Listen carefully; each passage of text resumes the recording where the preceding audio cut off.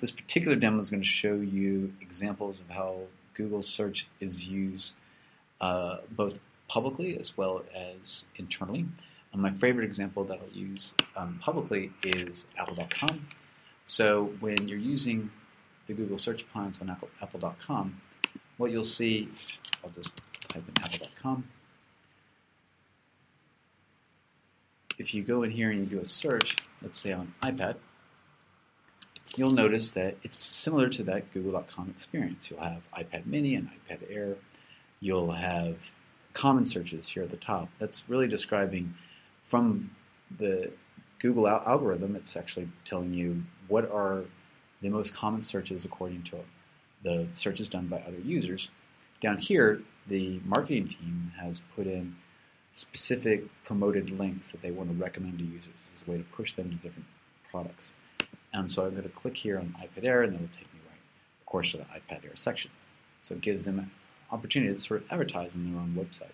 So let's say I just type in iPad and hit the carriage return.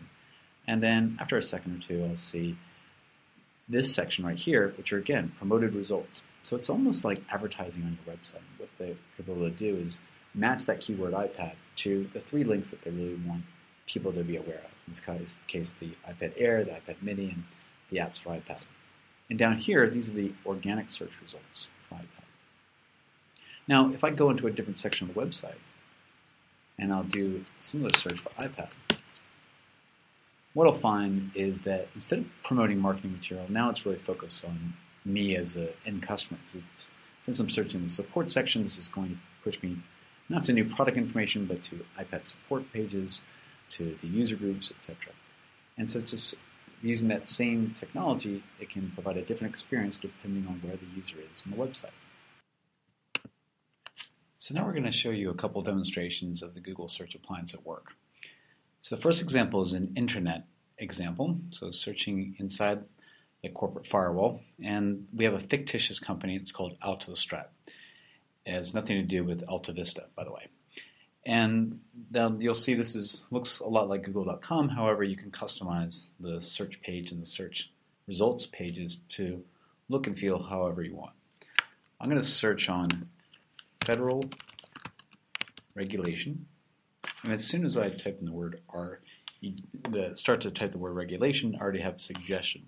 These suggestions, again, are coming from all the other searches that people have done. And the GSA eventually learns what's the most relevant search, and it tries to complete the search query for you. So you can see here's an example where I can filter based on the content repository for this example. So you can see it's going on SharePoint, Documentum, in the file system, and the various systems inside the business. For example, I can click on SharePoint, and within a couple of seconds it will filter just on SharePoint content. I'm going to go back to everything. And now I want to filter on the author. So I'm going to go back and just click on the author, and I'll look at I know the author begins with the initials BIS, it's like the Bank of International Settlements. So I can just go in here and go BI. You can see it already suggested BIS. And then I'll search on just the documents for Federal Regulation Brief by this particular author, and it comes down exactly to the one document. And I'll go back out to the main page.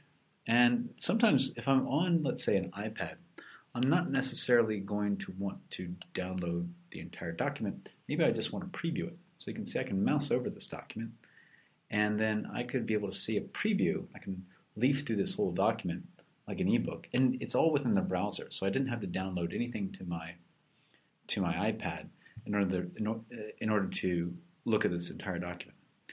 And I could have this document translated on the fly. So in this case, I'm going to translate it to traditional Chinese. And then with one click, I can email it to my colleague. Now also, if I'm on a mobile device, I'm not necessarily going to want to use typing. Maybe I just want to search by voice. So I'm going to search on corporate finance.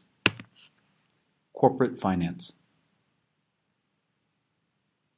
Okay, and within a couple seconds, it'll search on the corporate finance information inside the company. You'll see on the top here, it has examples of contributed results. What a contributed results means It means that I can add my own suggested search result based on this term, and you can open that up to everyone to just add their own search results. In this case, I've added this one earlier, or you can moderate it. And what that means is if you can control what is posted as a suggested search, just in case you're worried about some of your employees posting sort of inappropriate or the wrong content for a search, then you can have an IT administrator with just simply click to approve any suggested contributed results. So this is a way to make search more social. Another example of how you can use this technology to go beyond just indexing your corporate repositories is to use this for expert search. And I'll show you what we mean by this. So I'm going to click into this one expert, Jose Torres, and what you'll see is that the Search Appliance has now gone into the different repositories and it's built a composite of expertise. What I mean by that is taken information from the LDAP directory to get his email and his chat and his desk phone, his location. I can, for example, have a chat directly here with Jose. This is integrated, happens to be integrated right with Google Apps.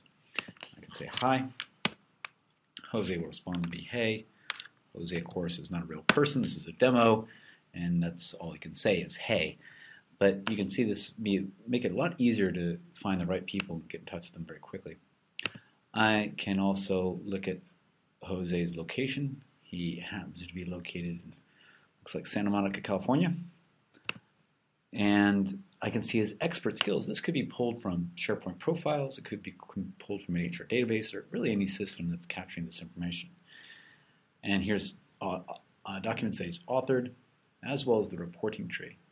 So this just gives you a great example of how you go beyond just searching for text-based documents and start to dig into searching for the right experts inside your company based on all the various information you have about people inside the organization. So that's a great example of intranet search. Now I'm going to look at internet search, like public-facing website search. And interestingly, one of the best examples I have to offer is a bank. Now, lots of banks out there are not necessarily differentiating themselves through their corporate website.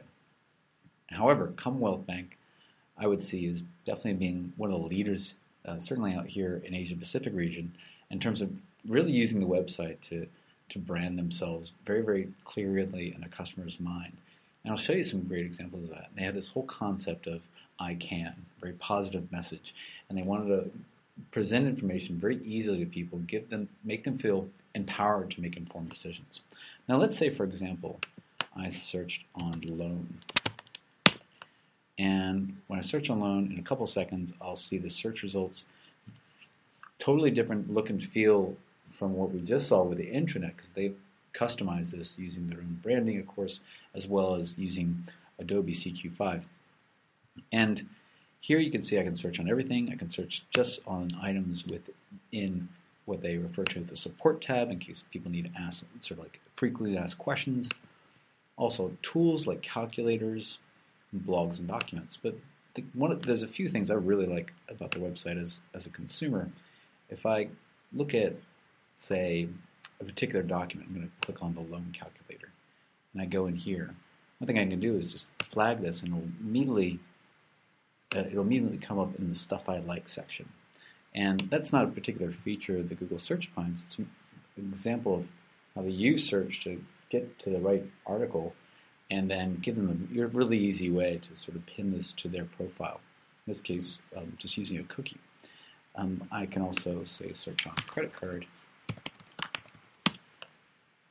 And you'll see real quickly at the top the typical search results. In this case, remember we had the example of the contributed result in the intranet. Here, it's a feature result. And again, they completely control this. This is out-of-the-box feature with the Google Search Appliance, matching the keyword credit card with a specific URL.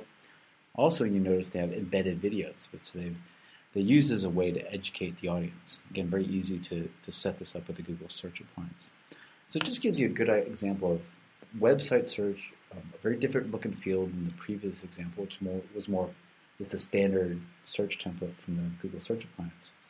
And how they've really used this to make it much easier to find information on their public-facing website and also to drive more traffic to the website and more conversion rate. So those are the two demos that I want to share with you. If you want more information on the Google Search Appliance, you can click on the links below to get access to more information or to have one of our representatives